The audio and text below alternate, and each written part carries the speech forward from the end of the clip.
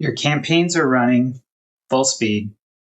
You've got leads coming in, dashboards are looking good as far as volume and activity.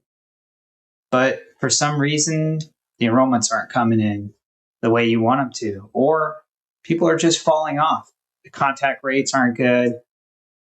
But what if, in fact, the real challenge was the fact that you just didn't know what was happening? You almost had a blindfold because there's just so much communication happening within marketing and admissions. And a lot of times we don't even know and have an idea of everything that's happening. Welcome back to ROI University, podcast for higher ed marketers and leaders looking to change the game and themselves. I'm Rustam Irani, former higher ed CMO, also comes from the agency side. And I can tell you, I've been in this predicament a couple times in my career. I'll start off by telling you one of the biggest times that I had an eye-opening when it came to us just having way too much happening. And it compounded. A lot of times we build out campaigns, email campaigns, SMS campaigns, multiple schools, multiple colleges, multiple teams within the organization, within the school want to have their own campaigns. They want to have their own communications. So we build. We're marketers. We love building. We love promoting. We love communicating. All of these things are great. But at the end of the day, is it too much? And I can tell you, it can absolutely be too much. I remember we were using at one point Salesforce Marketing Cloud. That was our marketing automation tool. We had hundreds of thousands of records within the system, and we were mailing quite a bit. We had full journeys built out based on different triggers. We had SMSs that were built out based on different triggers. In addition to that, we had a significant size admissions team that also were communicating with prospects and students.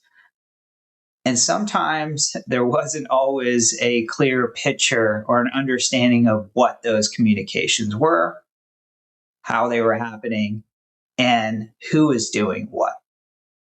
So we decided, it was a project our team took on, and we said, hey, let's just look at the entire student journey from a moment a lead comes in, a prospect inquires, all the way through graduation. What are all the communications that they get from our school? And at that time, at least, the major programs we had looked at on our side were the associate programs. So it was about 2 years for these students to 18 months to 24 months to get their degrees. And what happened when we did that was absolutely eye-opening. So what we did was we basically went in and said, okay, marketing, let's basically, and this was probably 12 years ago or so. And we said, okay, let's print out every piece of communication that we have that goes out, whether it's an SMS or an email, and let's put it all across a room so we can really see visually what this looks like. And it may be a little difficult nowadays if you are remote, but there are lots of tools that you can use to do something similar to this. So we found a conference room. We had an empty conference room, or not, it wasn't empty, but it was a pretty large conference room that really wasn't being used. It may have been, I could even say like 200 by 200. It was a square conference room, 200 feet by 200 feet. It was pretty darn large.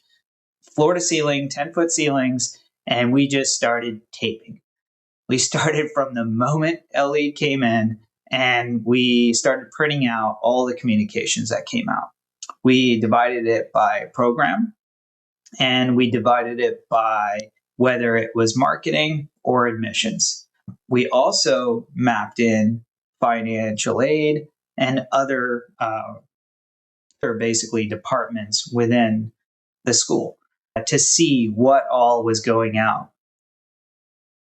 I can tell you this was the most eye-opening and grueling project we had done in a while for the department and for our team. And it almost became a joke when somebody went into that room and they saw what was there.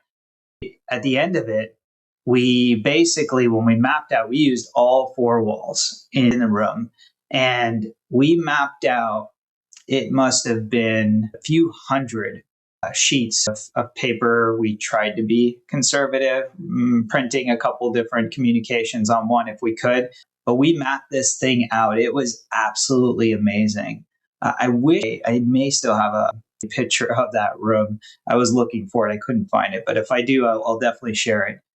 And so we mapped out the entire student journey, all of the communications across all of the different departments from when somebody inquired, raised their hand, all the way through when they graduated, and even communications after that.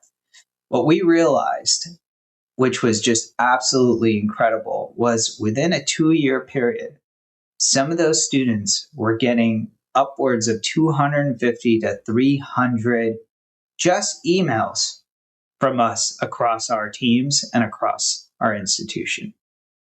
Now, think about that.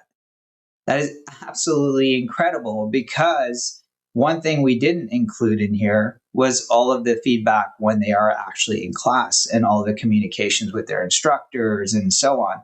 We did not have that as part of this. It was all kind of student facing for support services. So again, marketing, admissions, financial aid, career services. Those were the main ones that we had looked at. Absolutely amazed when we saw this. What we also realized, there was a ton of overlap. We saw communications that were basically the same thing multiple times to a student. We saw prospective students who we were looking to connect with, they were getting mixed messaging, not consistent messaging. The tone, the voice, the proposition that we were putting out, it was chaos. It was all over the place. And so when we actually stood back and we looked at all this, it was really amazing. And the beauty of it all at the end of the day was the fact that admissions, marketing, financial aid, even career services, we all went into that room and looked at this thing and said, okay, we need to fix this. Where's the overlap? What does the journey look like? And what is ideal for that student, right? Because we want to create an incredible experience. We want to go above and beyond. Every institution wants to do this. They want to provide an incredible experience for the student.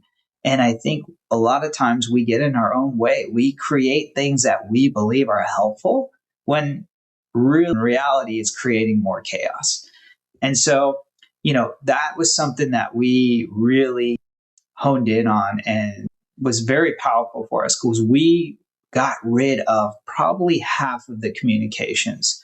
As we were cleaning things up, we rebuilt in Salesforce Marketing Cloud a lot of our automations. We rebuilt a lot of our email cadences. We looked at our CTAs. We looked at our call to actions. We did a ton of stuff. And, I understand that as a marketer, there's a lot of external factors that can come in, which makes it difficult to do something like this. We want to launch campaigns fast. We've got other folks involved like IT, the CRM. How does it impact that? There's other tools that are out there that are being utilized, maybe even live chat. It's important to take a step back. I've heard people say, you've got to take one step back sometimes to move 2 steps forward. And I think this is definitely one of those situations that we saw. We took the time. It was not easy, but it was very, very impactful. And we saw significant improvement and impact. And then you've got external factors from the students, right? You want to get messaging out to them, relevant messaging at the right time. They're considering multiple schools, and there's a lot there that can confuse them. And so doing something like this can really help bring a lot of clarity to the communications and a lot of opportunity to make improvements. The other thing is, when you look at it, our teams are constantly looking at ways to make improvements and make the opportunities better. And so it's okay to uncover some messy situations. It's okay to uncover opportunities to improve email communications. Maybe it's the images that just aren't relevant. Maybe it's the overlapping message. Sometimes also it might be a difficult conversation with other teams.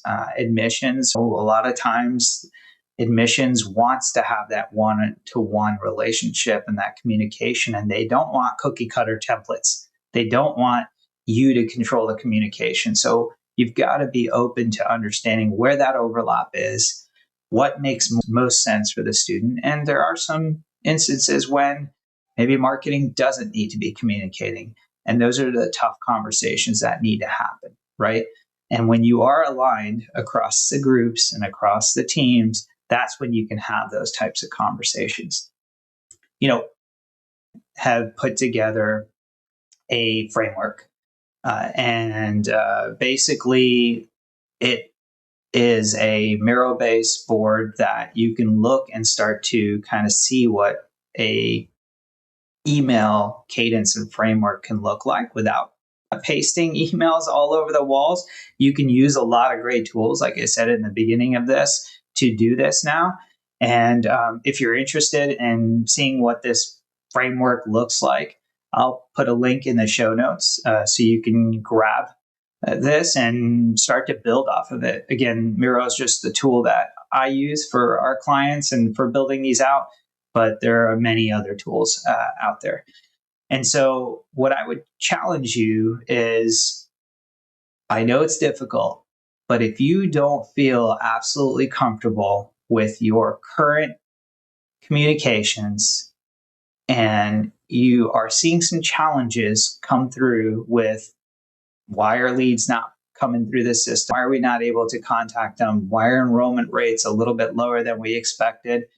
I encourage you to step back and really map out what communication is going out, what you're doing once somebody does raise their hand, and not just in marketing, but across the organization.